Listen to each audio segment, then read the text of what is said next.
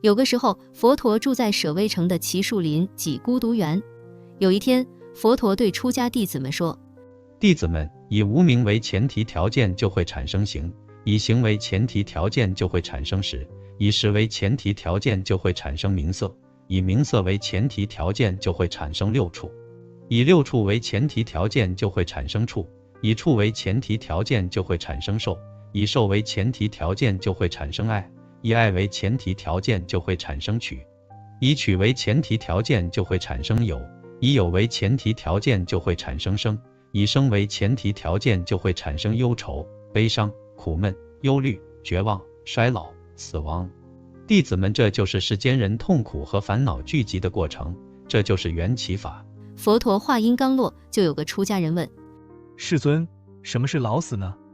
这个老死是属于谁的呢？比丘，你问的问题不太恰当。那些问什么是老死呢？这个老死是属于谁的呢？或者问老死是一件事情，老死属于谁又是另一件事情，是这样的吗？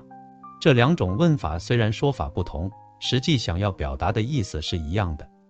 比丘，有这样的见解，生命和精神就是身体，生命、精神与身体是一个整体。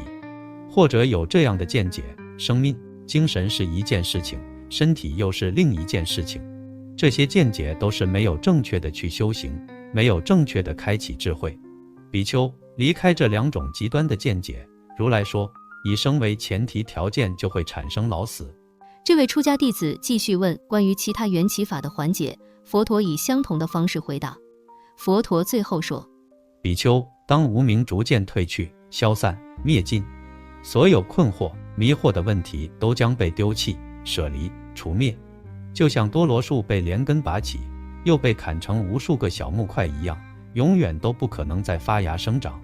当无明被除灭殆尽后，那么一切的行为、言语、念想都不会再升起、发生、出现，就不会因为这些行为、言语、念想的造作而产生后面的结果。那么从这一生开始，就不会再继续的在喜怒哀乐等等的烦恼和痛苦中循环往复，无有穷尽的煎熬和沉沦了。从这一生开始，烦恼和痛苦就被除尽了。既然烦恼和痛苦被除灭殆尽了，那么就不会再继续的投生，就不会再继续的生死轮回，就如同被连根拔起，又被砍成无数小木块的多罗树，不可能再继续的发芽生长。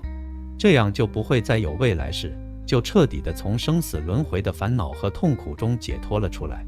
比丘，这个就是证悟解脱果位的修行方法。佛陀说法后，听法的出家弟子们都再次的顶礼佛陀，随喜赞叹佛陀说法的无量功德。他们都按着佛陀所说的法去修行。